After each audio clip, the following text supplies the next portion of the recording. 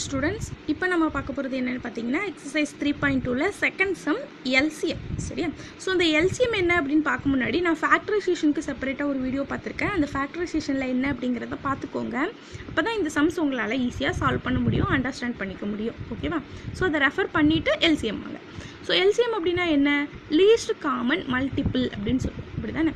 So என்ன meaning அப்படின்னா, இப்போ எக்ஸாம்பிளுக்கு 2 நம்பர் எடுத்துக்கோங்க. 7, 5 2 நான் எடுத்துக்கிறேன். ஸோ இந்த 7, 5 ரெண்டுலேயுமே மல்டிப்ளை ஆகிற இருக்கிறது சின்ன நம்பர் என்ன அப்படிங்கிறது தான் என்னென்னு சொல்கிறோம், எல்சிஎம்னு சொல்கிறோம். ஸோ 7, 5 ரெண்டு டேபிளையும் போகிறதுல சின்ன நம்பர் எதுன்னு பார்த்தீங்கன்னா 35. அப்படி தான் இந்த 35, 70, 105 இதெல்லாமே என்ன ஆகும் அப்படின்னா ரெண்டுலேயும் காமனான மல்டிபிள்ஸாக இருக்கும். அதில் லீஸ்ட் நம்பர் என்னவோ அதுதான் நம்ம எல்சிஎம்னு சொல்லிக்கிறோம். ஸோ 7க்கும் 5க்கும் எல்சிஎம் எடுக்கும்போது 35 பார்க்குறோம். சிமிலர்லி இன்னொரு எக்ஸாம்பிள் பார்த்தீங்க அப்படின்னா 2க்கும் 4க்கும் பார்த்தீங்க அப்படின்னா 2 டேபிள்லேயும் போகணும், 4 டேபிள்லேயும் மல்டிபிள்ஸில் இருக்கணும். ஸோ பார்த்தீங்க அப்படின்னா 4 டேபிளில் இருக்கிறதுலே லீஸ்ட்டு 4 தான். அந்த 4 2 டேபிளில் டிவைட் ஆகுமா? ஆகும். ஸோ 2க்கும் 4க்கும் எல்சிஎம் என்னென்னு பார்க்கும்போது என்ன தான் வந்திருக்கும்? 4ன்னு வந்திருக்கும். இதுதான் எல்சிஎம். ஓகேவா? இதே மாதிரி வேரியபிளுக்கு எல்சிஎம் எடுக்கணும் அப்படின்னா அந்த வேரியபிளோட பவர்ஸ் என்ன அப்படிங்கிறத பார்க்கணும். ஸோ வேரியபிள்ஸோட பவர் எங்கே கிரேட்டராக இருக்கோ அந்த டேமை தான் எல்சிஎம்மாக எடுத்துக்கணும். சிமிலர்லி வேரியபிளோட பவர் எங்கே சின்னதாக இருக்கோ அந்த டேமை ஜிசிடின்னு நம்ம எடுத்துக்கணும். ஓகேவா? ஸோ இப்போ இந்த எக்ஸசைஸ் 3.2ல செகண்ட் சம்மில் ஃபஸ்ட்டு சப்டிவிஷன் பார்த்தீங்க அப்படின்னா என்ன இருக்குது? இங்கே 4x² 8x³ y². ஸோ இதோட எல்சிஎம் வேணும் அப்படின்னா பாருங்கள், 4க்கும் 8க்கும் எல்சிஎம் என்னன்னு பார்க்குறீங்க. ஸோ 4க்கும் 8க்கும் எல்சிஎம் என்னவா இருக்க முடியும்? 8 அப்படி தானே? ஸோ 8 அப்படிங்கிறத எழுதிட்டேன். அகெயின் வேரியபிள்ஸ் இருக்குது. ஸோ வேரியபிள்ஸ்க்கு எல்சிஎம் பார்க்குறது ரொம்ப ஈஸி. ரெண்டும் சேம் வேரியபிளாக இருக்குதா? இப்போ இங்கே எக்ஸு இங்கே எக்ஸு, ரெண்டுக்கும் பவரில் என்ன இருக்குது? இங்கே ஸ்கொயரு இங்கே க்யூப். எது பெருசாக இருக்கோ அதுதான் எல்சிஎம், அவ்வளோதான். So just x³ எழுதிடுங்க. Similarly y² எதோட பவர் பெருசு? y². So y² எழுதிடுங்க. இவ்வளோ தான் எல்சிஎம்.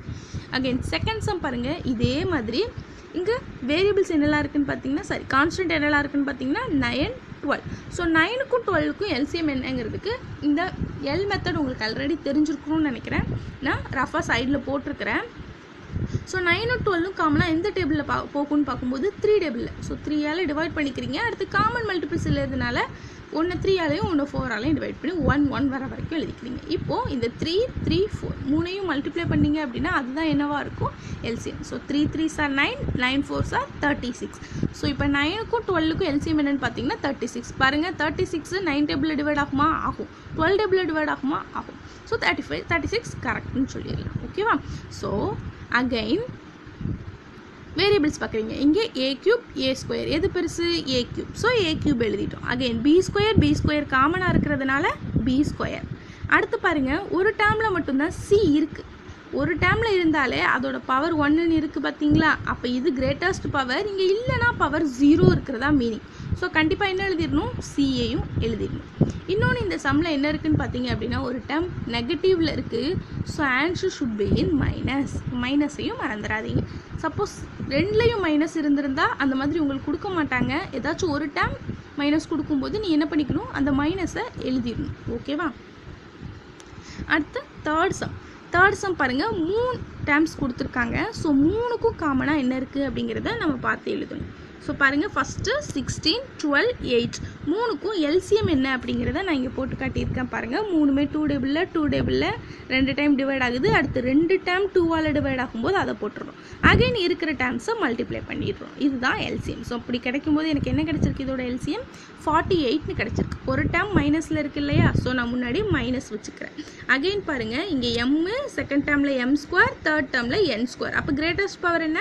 m². So m². அடுத்து பார்த்தீங்க அப்படின்னா ஃபர்ஸ்ட் ஒன்ல n இல்லை, ஆனால் செகண்ட் ஒன்ல n², தேர்ட் ஒன்ல n². அப்போ அதோட எல்சிஎம் பார்க்கும்போது n². ஸோ n² எழுதிட்டோம். இவ்வளோ தான் இந்த ஃபஸ்ட்டு 3 சம்ஸும். நீ என்ன பண்ணிக்கலாம்? டேரெக்டாக பார்த்து ஒரே ஸ்டெப்பில் ஆன்சர் எழுதிடலாம். இந்த 4th சம் பாருங்கள், இங்கே என்ன பண்ணியிருக்காங்க? 2 பாலினாமியல் கொடுத்துருக்காங்க. ரெண்டுமே குவாட்ரேட்டிக் பாலினாமியல். ஃபர்ஸ்ட் ஒன் பாருங்கள், p² - 3p + 2 அப்படின்னு இருக்குது.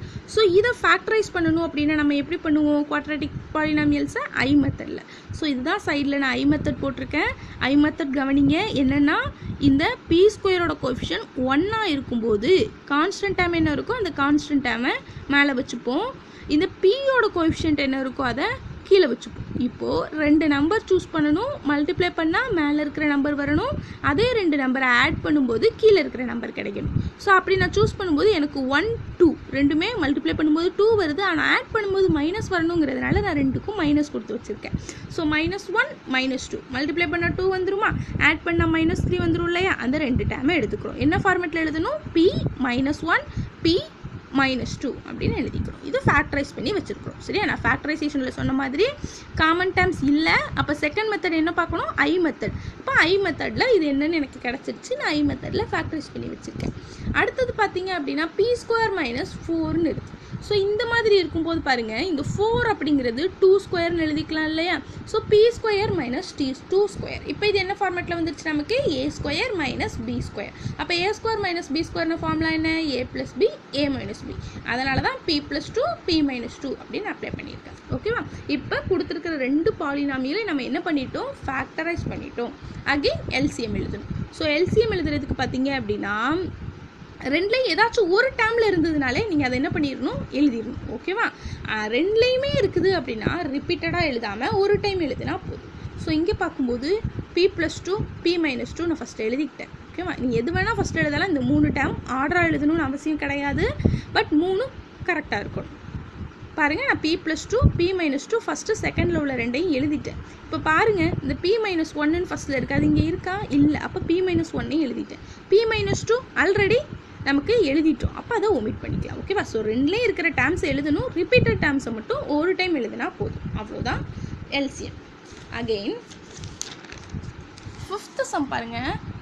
5th சம்மில் இதே மாதிரி தான் 2 பாலினாமியல் கொடுத்துருக்காங்க. ஃபஸ்ட்டு 1 குவாட்ராட்டிக் பாலினாமியல் நம்ம ஐ மெத்தடில் ஃபேக்டரைஸ் பண்ணுற மாதிரி இருக்குது. ஸோ நான் ஐ மெத்தடில் ஃபேக்டரைஸ் பண்ணியிருக்கேன். ஆனால் இங்கே கவனிக்க வேண்டியது என்னென்னா, இந்த x² கோஎஃபிஷியன்ட் 2 இருக்குது. ஸோ அதை மறந்துடாதீங்க. ஐ மெத்தடில் x² கோஎஃபிஷியன்ட் 2 இருக்கும்போது இந்த 2வையும் -3ஐயும் மல்டிப்ளை பண்ணோம் அப்படின்னா -6ன்னு கிடச்சிடும். ஸோ நியூமரேட்டரில் மேலே -6ன்னு நான் வச்சுருக்கிறேன்.